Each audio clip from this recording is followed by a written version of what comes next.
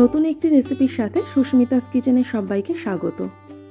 আজকে শেয়ার করব একদম অনুষ্ঠান বাড়ি স্টাইলে পটল চিংড়ি রেসিপি। যে কোনো অনুষ্ঠান বাড়ির পটল চিংড়ি খেতে কিন্তু খুবই ভালো লাগে, আর এরকম রেসিপি খুব সহজেই কিন্তু বাড়িতে বানিয়ে নেওয়া যায়। তাহলে দেখে নেওয়া যাক একদম অনুষ্ঠান বাড়ি স্টাইলে পটল চিংড়ির রেসিপি। সম্পূর্ণ রেসিপিটি দেখার পর ভালো লাগলে লাইক, শেয়ার আর সাবস্ক্রাইব করার অনুরোধ রইল। পটল চিংড়ি বানানোর জন্য এখানে নিয়েছি 500 গ্রাম পটল। পটলগুলোকে অল্প অল্প করে খোসা ছাড়িয়ে ভালো করে ধুয়ে নিয়েছি। মিডিয়াম সাইজের পটলগুলোকে 2 টুকরো করে আর একটু বড় সাইজের পটলগুলোকে 3 টুকরো করে কেটে নিলাম। এখন পটলগুলোর মধ্যে দিয়ে দেব 1 চা চামচ নুন।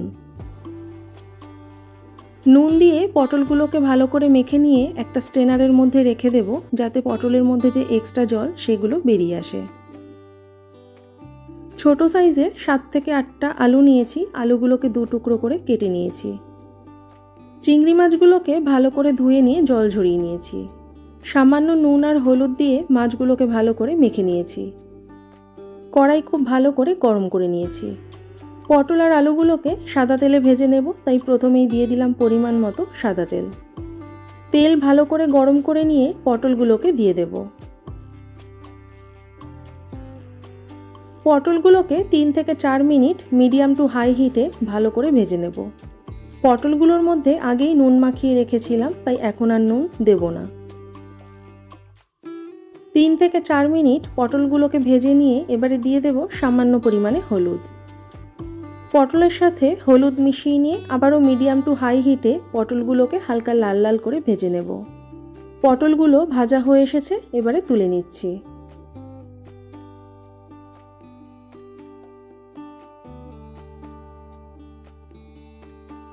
ওই তেলের মধ্যেই এবারে দিয়ে দেব আলু। আলুগুলোকেও 3 থেকে 4 মিনিট মিডিয়াম টু হাই হিটে ভালো করে ভেজে নেব। 3 থেকে 4 মিনিট আলুগুলোকে ভেজে নিয়েছি। এখন 5 থেকে 6 মিনিটের জন্য লো হিটে ঢাকা দিয়ে আলুগুলোকে সেদ্ধ হতে দেব। দুটো মিডিয়াম সাইজের পেঁয়াজ নিয়েছি, পেঁয়াজ দুটোকে একদম ছোট ছোট টুকরো করে কেটে নেব।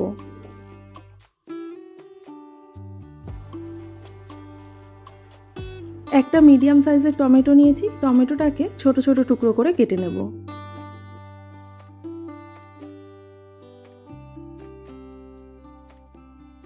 ঢাকা দেওয়ার 2 থেকে 3 মিনিট পর আলুগুলোকে আমি একটু নাড়াচাড়া করে দিয়েছিলাম। আলুগুলোকে ভেজে নিয়েছি, এবারে দিয়ে দেব 1/2 চা চামচ নুন আর সামান্য হলুদ। নুন আর হলুদ ভালো করে মিশিয়ে নিয়ে আবার কিছুক্ষণ আলুগুলোকে ভেজে নেব।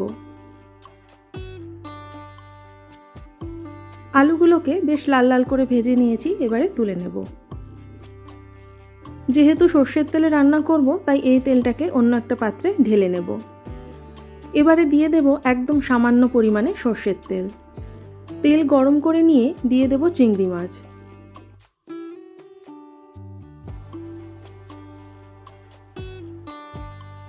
মাছগুলোকে হালকা ভেজে নেব, খুব বেশি লাল করে কিন্তু ভাজবো না।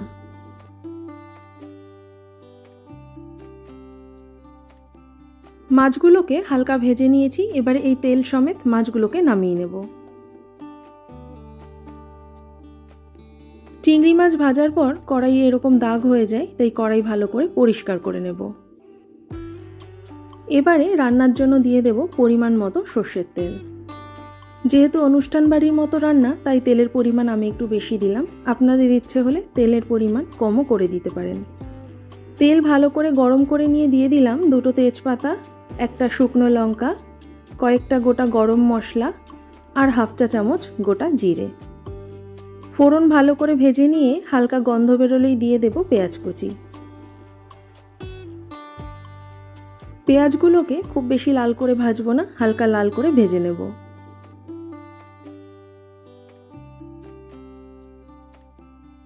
পেঁয়াজ ভাজা হতে হতে বানিয়ে নেব মশলা। মশলার জন্য নিয়ে নেব 1 ইঞ্চ মতো আদার টুকরো, 3 থেকে 4টে মিডিয়াম সাইজের রসুনের কোয়া, আর দিয়ে দেব 4 থেকে 5টা কাঁচা লঙ্কা। অল্প জল মিশিয়ে স্মুথ একটা পেস্ট বানিয়ে নেব। এতক্ষণে পেঁয়াজও ভাজা হয়ে এসেছে। পেঁয়াজগুলোকে হালকা লাল লাল করে ভেজে নিয়েছি। এখন দিয়ে দেব বানানো মশলার পেস্ট। মিক্সির বাটিতে অল্প জল মিশিয়ে দিয়ে দিলাম। পেঁয়াজ যাতে পুড়ে না যায় তাই মশলা অল্প মিশিয়ে নিলাম। এবারে দিয়ে দেব টমেটো। মশলার মধ্যে অল্প জল দিয়েছিলাম, তাই মিডিয়াম টু হাই হিটে মশলা ফুটতে দেব। মশলা ফুটে উঠেছে। এবারে লো টু মিডিয়াম হিটে কিছুক্ষণের জন্য মশলা ভালো করে কষিয়ে নেব। আমার বানানো রেসিপি যারা নতুন দেখছেন, সম্পূর্ণ রেসিপিটি দেখার পর ভালো লাগলে লাইক, শেয়ার আর সাবস্ক্রাইব করার অনুরোধ রইল।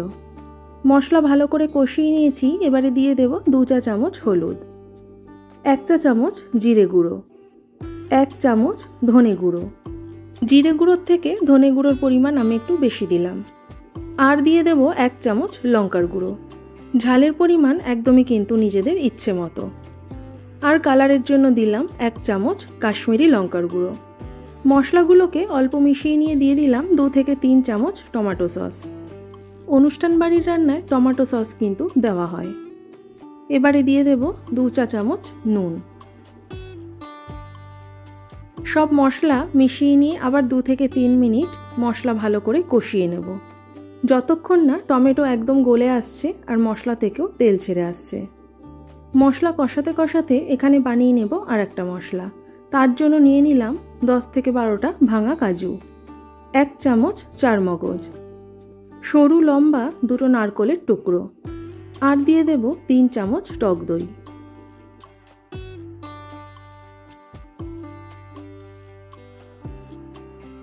অল্প জল মিশিয়ে স্মুথ একটা পেস্ট বানিয়ে নেব। এদিকে মশলা খুব ভালো করে কষিয়ে নিয়েছি আর মশলা থেকেও তেল ছেড়ে এসেছে। এবারে দিয়ে দেব বানানো মশলার পেস্ট। এখন সবকিছু ভালো করে মিশিয়ে নেব। আমার বানানো আরও অনেক ভেজ ননভেজ রেসিপি আছে, আপনারা চাইলে অবশ্যই চেক করে নিতে পারেন। মশলায় যেহেতু টক দই দিয়েছি তাই টেস্টটাকে ব্যালেন্স করার জন্য দিয়ে দিলাম 1 চা চামচ চিনি। আর এই রকমের রান্নায় একটু মিষ্টি না হলে কিন্তু ভালো লাগে না। মশলা ভালো করে মিশিয়ে নিয়েছি। এবারে লো টু মিডিয়াম হিটে আবার কিছুক্ষণের জন্য মশলা ভালো করে কষিয়ে নেব। মশলা খুব ভালো করে কষিয়ে নিয়েছি আর মশলা থেকেও তেল ছেড়ে এসেছে। এবারে দিয়ে দেব ভেজে রাখা আলু।